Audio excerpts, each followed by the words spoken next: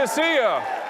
It's great to be back here and with you. You know, the last time that we were here together, just a year ago, they were trying to censor us, silence us, cancel us, muzzle us.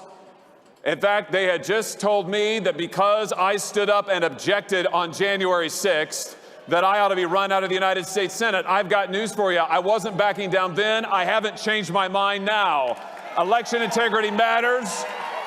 Standing up for the rule of law matters. And our stand on that day and since is key for the liberty that we are fighting for. I don't know about you, but I thought the Biden administration was going to be pretty bad, didn't you? But they've turned out even worse than I could possibly have imagined. I mean, just look at what Joe Biden has tried to do in the space of one short year to this country.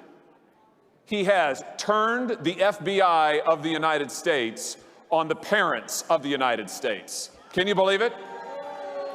Treating school board parents at school boards as if they are domestic terrorists, sending FBI agents to go and knock on people's doors if they have the temerity to stand up and say, I don't want my kids to have to be masked in school. I don't want my kids to be taught critical race theory. He's tried to use the instruments of our own government to divide us, to separate us, to turn off speech that he doesn't want, that he doesn't like, that he doesn't approve of. And that's just getting started. Look at what he's done on the southern border.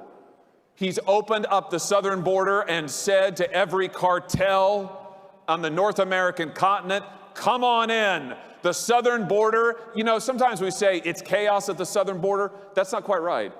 Actually, somebody is in control of the southern border. The problem is it's the cartels who are in control of the southern border, not the United States, the cartels who are running drugs across our border, who are running children across our border. Human trafficking is exploding. And I don't know about you, but in the state of Missouri where I'm from, we like to say that we're a border state too, because the drugs that are flooding into our schools, that are flooding into our neighborhoods, that are flooding into every part of the state are coming across that southern border that Joe Biden has thrown open and has said, come on in.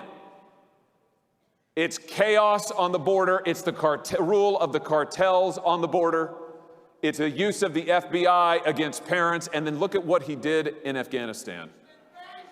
I have never seen an American president who would leave behind hundreds, if not thousands, of American citizens to the enemy and say that the operation was an extraordinary success. Do you remember that? Afghanistan wasn't an extraordinary success. It was an extraordinary failure by Joe Biden. It was an extraordinary collapse by this administration. It was the worst foreign policy disaster since the Vietnam War. 13 American service members, brave Marines, other members wearing the uniform, were lost in Afghanistan guarding Abbey Gate because Joe Biden wouldn't order an evacuation when his own military told him to do it. Because days before the terrorist attacks, Joe Biden hadn't even planned how he was going to get Americans out of the country. And yet, he would go before the people of the United States and say that the evacuation was an extraordinary success and he was proud of it. That was the day, ladies and gentlemen, that I called on Joe Biden to resign. He should have resigned then. He should resign now. He's not fit to be president. He can't lead this country. He's trying to shove critical race theory down our throats and in every aspect of our government. It's in the military. It's in government training. It's in our universities, all backed now by the power of the Biden administration. I have sat in the United States Senate and asked nominee after nominee, will you pledge to oppose critical race theory? Will you pledge to stop it from being taught, from being promulgated in the United States government? And the answer is no. They're radical on this issue. They believe in critical race theory. They believe that America is systemically racist. They believe that America is systemically broken. They believe that we're a nation of oppressors. Well, ladies and gentlemen, I've got news for you and for them. We're not a nation of oppressors. We're a nation of liberators. We're proud of our history. We're proud of our heritage, and we're going to stand up for it. And now you look at what's happening in Ukraine. You talk about weakness on the part of Joe Biden. He comes to office, and what does he do?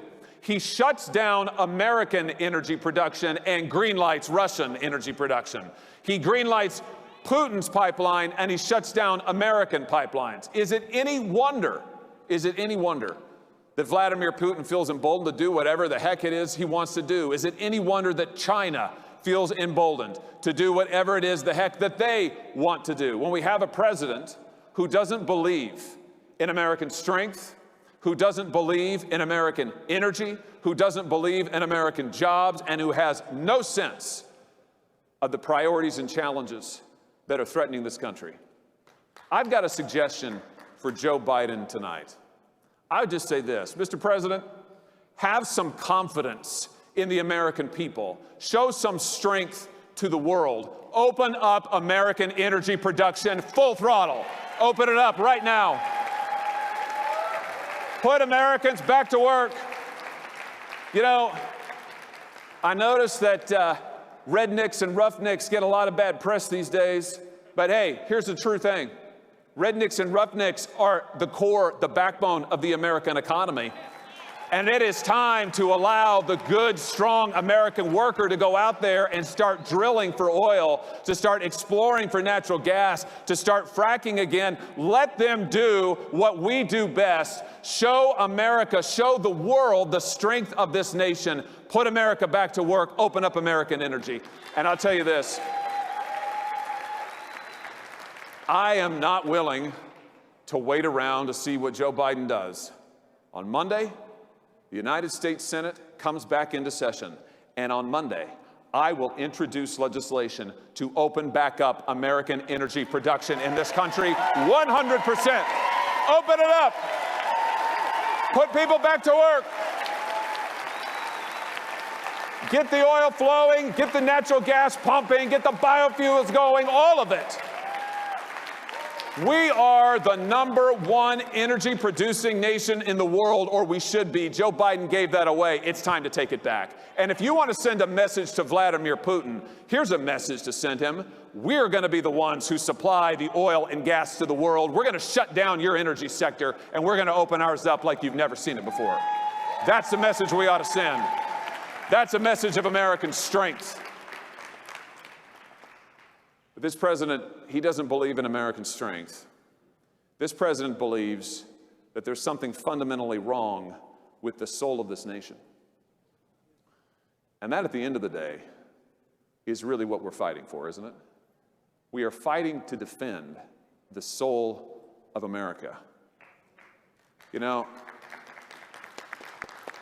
Joe Biden has spent a year, if you think about what all of his policies put together mean, he has spent a year telling this country that we are broken, that we are backwards, that we are racist, that we are weak.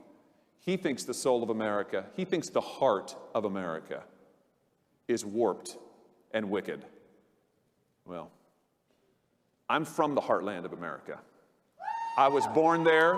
I was raised there. I know the heart of this country, and it is true and it is good. And on the basis of America's heart, we will rebuild our strength. There's nothing wrong with America. There's something wrong with Joe Biden. That's what we have to take our stand on. This is the time to rebuild our strength on the principles and fundamentals that we hold most dear, to strengthen our families, to strengthen our neighborhoods, to strengthen our churches, to strengthen our nation. This is a time for American strength. The world needs America's strength. The world needs to see that we are ready to stand strong again. You know, Ronald Reagan used to say that in the 19th century, we built the greatest industrial economy that the world had ever seen. In the 20th century, we built the greatest technological economy the world had ever seen. And now in the 21st century, we seem to have spent most of it, thanks to our friends on the left, apologizing. And I don't know what in the world we're apologizing for. We have nothing to apologize for as Americans. We have everything to be proud of and to stand up for. So here's what I propose we do. I propose that in this critical year in 2022, when we have the opportunity to take back the United States House, to take back the United States Senate, that we stand up and say that the fight for America is about the soul of America, and we are going to take our stand on the goodness of America, and we are going to renew America's strength. We're going to open up our energy production. We're going to open up our economy. We're going to bring jobs back to this country. Why is it that we should be dependent for our energy, our critical goods, on other nations, and not just on any other nations, but on our enemies? Why is it that Joe Biden has tried to make us more dependent, has tried to make us subservient to China and Russia and Iran and OPEC? Why is it that Joe Biden now has to go to the OPEC countries and beg them to increase oil production? I say enough of that. America is the strongest nation in the history of the world, and it's time we started acting like it. This is the time.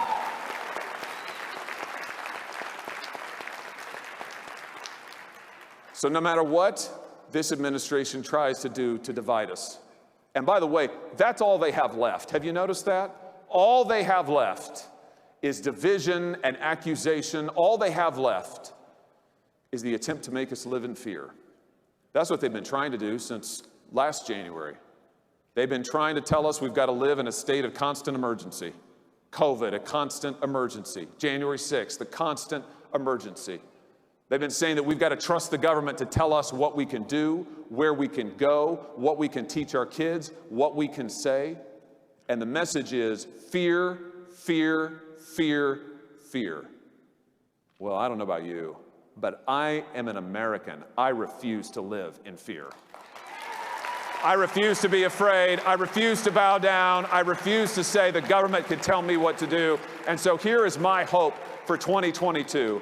This is going to be the year, my fellow Republicans, my fellow conservatives, this is going to be the year that we lead this nation out of fear, that we lead this nation back to strength, that we lead this nation to take a stand on the principles that we hold most dear, that we say there's nothing wrong with America, that America is the hope of the world, it's the future of the world, and it is still, even now, the last best hope on earth. God bless you. Thank you so much for having me. And God bless CPAC. Thank you so much. Thank you.